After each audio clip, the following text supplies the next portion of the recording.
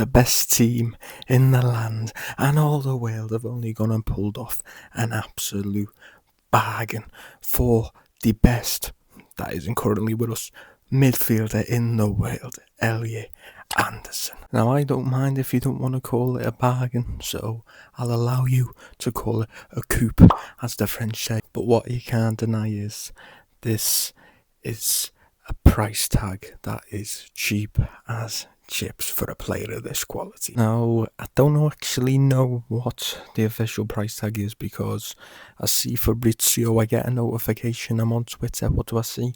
130 mil. Doom scrolling on the rest of Twitter to get, sort of reaction from the rest of the City fan base. Well, not the entire rest of the City fan base, but those that are on Twitter that are giving their opinions, see what they're saying about it. Obviously, a lot of talks about the price tag. I go on some of the replies on some of the main posts.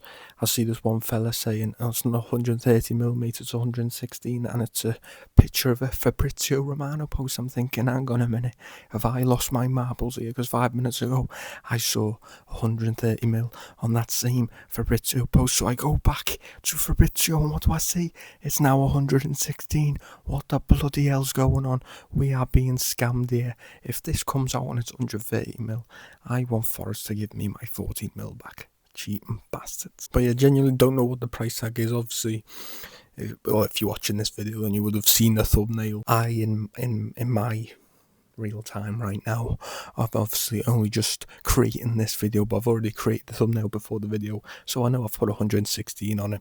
I know, cheeky, but it takes a bit of pressure off the lad. Obviously, when you share this with your mates, they post it on TikTok, it goes viral, I get 10 mil subs, 100 mil views on this video.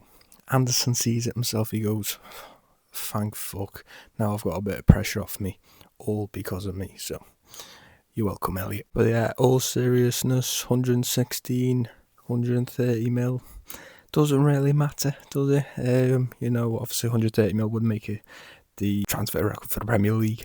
160 mil would still be up there. Is he worth it? I don't know. Do you know what I mean? We compare it to some of the prices that are going around for players nowadays. It is crazy. And I don't think football should be at the place where Elliot Anderson is going for this much, don't get me wrong, but I mean, ultimately, I understand rival fans are going to be every single second of Anderson. I mean, we've seen it, 2 days ago now, England played against Panama. We sort of seen it from rival fans there already. We're going to see it as soon as he puts a City shirt on. Scrutiny for every second, but let's not take the fucking piss yet. All us City fans, along with other fan bases other than Liverpool fans, would have been doing it for the likes of Wirtz and Isaac last season, so it's a game's the game. Look, put it this way, if Anderson comes in, spends 5, 6, 7, 8 years, whatever, and is really good for us, then who's going to give a shit, especially with the inflation. People are going to probably be going for more, probably fucking next season, do you know what I mean? So if he comes in and he does good, he really cares, and I think with the names that are looking like leaving, I think it's exactly the type of profile that we need. Now, one thing I will say before we get more into, how he fits into the squad and whatnot, I have seen some disgraceful attempts at fucking, going at this signing on Twitter, and yes, I know shouldn't be get rage baited by people on Twitter that much, but I saw this post saying Man City have paid 194 mil for Elliot Anderson. Forest claim it's 210 mil. Don't get me wrong, I don't particularly mind people having a go at this signing. Obviously, there's reports that his wages are 300k, so I don't necessarily mind it for this signing because you put that on top of what was already quite a big, very big, let's be honest, transfer fee. So I don't mind it for this one, but this happened a couple of years ago. Obviously, we signed Haaland, he was already one of the best strikers in the world when we bought him from Dortmund. He comes in for 50 mil. Now we know, even though it's a few years ago, we know in today's sort of market, 50 mil for someone that was already one of the best strikers in the world. He was well worth more than that. People of rival fan bases saying, "Oh, here we go again, something dodgy." But that's because it was his release clause. But then, what do I see? Anytime it gets brought up by City fans, we only spent 50 mil on Haaland, got one of the best strikers in the world, and what do I see? But he wasn't really 50 mil, was he, mate?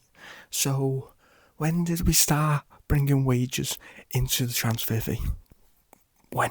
Because I'm not denying that people in the past have probably brought up a new player coming in, being on high wages as well. I'm not saying that. But I've never, prior to the Haaland one, they talked in the same sense, and to the point where they actually add the wages on to the price tag. Now, I don't know the exact amounts that these players are in, and I know it's high, let's be honest. I remember Paul Pogba in 2016-17, so 2016, August 2016, came into Man United. I think it was £90 million, yeah. Are you telling me he's weighing on big wages? Now, if he accumulate his wages just for his first season, right, by the end of the first season, you're probably talking an extra 80 to 100 million there, but I didn't hear anyone saying, oh, well, man, you spent 150 mil on Pogba. No, it was just 90 mil. But because it's us, and I'm not acting like the victims, but it has only been happening since the Haaland one. They had it on for that. They've added it on again for Anderson. Come on, I'm seeing a pattern there. Enough talk about what rival fans think, because end of the day, fuck them. We've got Anderson fucking cry, watching ball out, my boy, star boy, England's number one player, along with Gahey, O'Reilly, Trafford. And we'll respect John Stones as well, even though he isn't at the club. Let's get into what Elliot Anderson actually brings to the squad. There's a lot of players who play in midfield at the club, probably too many, to the point where we're obviously, especially with this price of Anderson coming in, we're going to have to sell some players. There's talk of Nico Gonzalez potentially leaving. Looks like pretty much definitely one of him or Kovacic is leaving. Talks of Rodri leaving. For me personally, I don't think there's any way that they do this before knowing that at least one or two of them are definitely going. And it would actually insinuate to me that probably the main man, Rodri, is closer to being on his way out the door. Now, I don't actually say that because I think this is an out-and-out replacement for Rodri. I actually think Anderson will be more of a replacement for Bernardo Silva, but I just don't see how we bring Elliot Anderson in for this big money without certainly knowing that we're getting a big player out the door. I personally don't see him as a 6. Now, we did play there the other night against Panama. He showed that he's competent, and that's another bonus, I guess, of his actual profile, is that he's not one of those players where, okay, yes, I still say his best position to get the best out of him is in the 8, but it also shows that if we're playing against a weaker opposition, like quite a weaker opposition, and we need to rest someone or whatever, we can just play Anderson as the lone 6. We're going to dominate the ball anyway in those type of games. I said I think he's more of an out-and-out replacement for Bernardo, who's obviously already left. I obviously don't think, at least to this point, obviously hope he will come that good, but obviously Bernardo Silva in his prime, I'm not putting him on that level yet. If you actually watch him at Forest, we've seen it for England as well, what Anderson does is a lot of what Bernardo Silva has been asked to do for Man City, and that is kind of going around chasing people, kick a few legs here and there, and in terms of on the ball, progressing it to the front players. Now, yes, Bernardo Silva is more of the dribbling type than he is just pass me the ball and I'll ping a ball in behind. Not saying he can't do that, but he's the more, I'll take it with me and bring it into you instead of just, I'll stay a bit further back and play a ball in behind, which I think is more Anderson. He's more the passer type than he is the dribbler type. We've seen against Croatia, he played a lovely ball in behind for Bellingham. That's what Anderson does. And I know the Spurs links have potentially been a bit stronger, but I also think that's why we are sniffing around Sandro Tonali to go in there, because Sandro Tonali will be the deeper lying one so that we don't get caught out defensively. And look, end of the day, like I said, Anderson can do that job of getting the ball in behind into the star players who can actually create and can actually score goals. So the reliance on Anderson to actually be the player who scores and assists himself there's not an over reliance on him, because we've got so many good players in those forward positions, and Anderson gives you that bit more physicality in midfield, which I think helps us in a lot of games, because there was a lot of times last season where we were even winning games 2-0, 3-0, quite comfortable in the end, but particularly first half of the season, there was at least one time pretty much every single game where they obviously sit back quite deep, win the ball back, try and counter-attack us, and I'm like, where's our midfield? And Anderson helps us. I'm not saying it completely erases that, obviously other players need to step up as well, but helps reduce that from happening as much this season, which I obviously think is a big thing that, probably separated us from Arsenal, is the defence. It was a bit, let's be honest, it was leaky last season. So what do we think on that, Blues? Leave it in the comments. There is one more thing I want to talk on as well. No, this video was supposed to be mainly about Anderson, but just as we're on transfer talks, someone that I've seen reports to, it has died down over the last couple of days. I haven't seen as much of it, but it was very heavily linked a couple of days ago. Maresca's worked with him before at Chelsea. Malo Gusto. Now, I know I obviously talked before about Anderson's wages, his price tag and whatnot, and how everyone's having a go at it. Yes, we're not financial experts and all that, but I think I am more a bit on them for this Gusto one if they go through with it. The initial reports were 45 million. I was a bit like, fuck that at that point. Then it actually came out from Fabrizio Romano again, although I don't know if we can trust this guy anymore because he's changing the prices of Anderson. But Fabrizio brought it up saying that actually Chelsea, if they are going to sell them, are more looking at a price tag of minimum 75 mil and upwards for Gusto. Like, what are we doing here? Do you know what I mean? Yes, we do need a right back, but do we necessarily need a starting one? I think Nunes last season, okay, he's an out-and-out right back, and we do need to see him do it consistently over multiple seasons. But last season, Nunes was one of the best right backs in the league, arguably just based off last season's performances. Could argue he was the best right back in the league. So I think that in itself, whether, this time next season, come the end of next season, well, this season coming up, we can have different conversations if Nunes doesn't perform particularly well.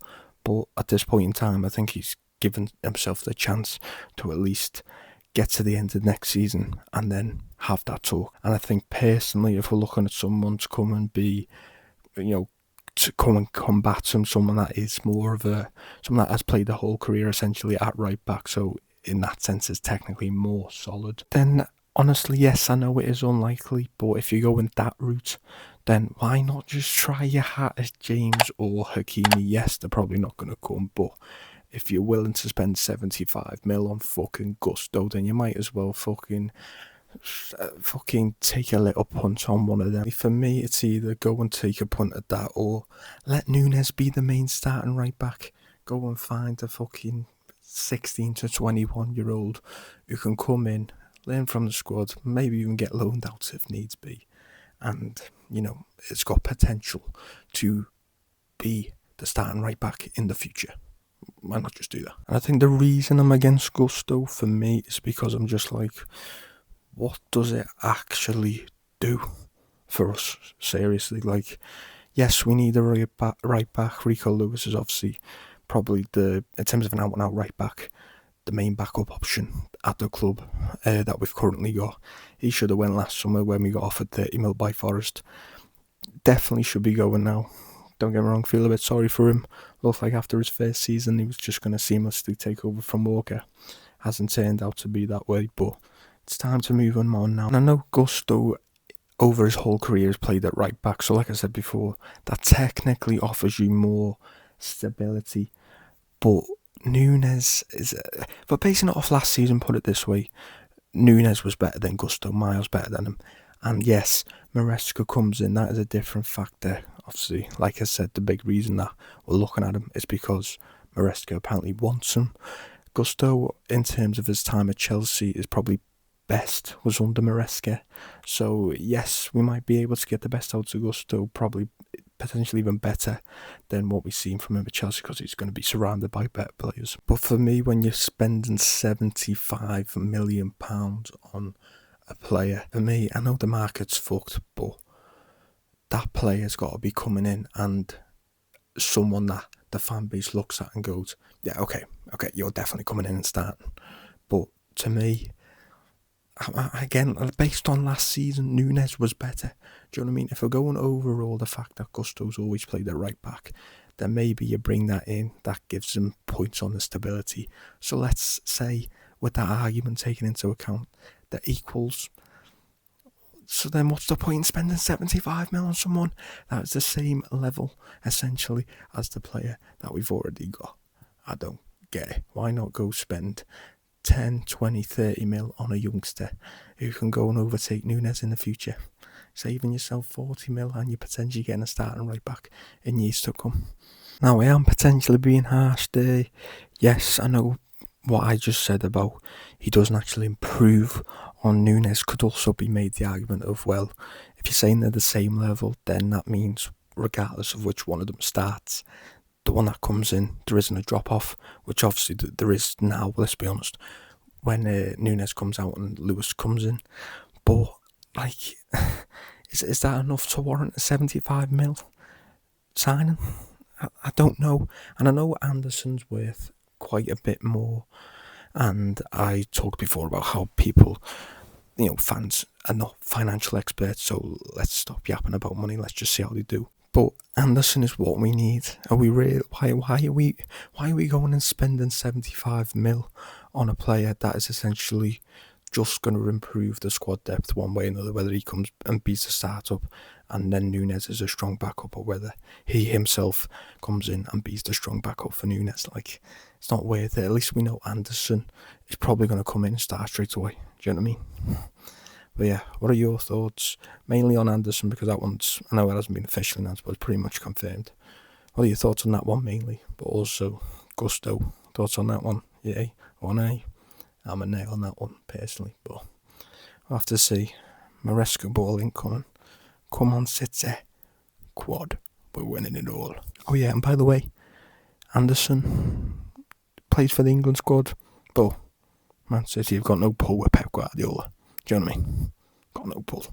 Despite the fact we signed De Bruyne, Aguero, Toure, Dzeko, Tevez, who were all, by the way, big names, or at least big prospects prior to joining City, and funnily enough, they were all signed before Pep. So, shush.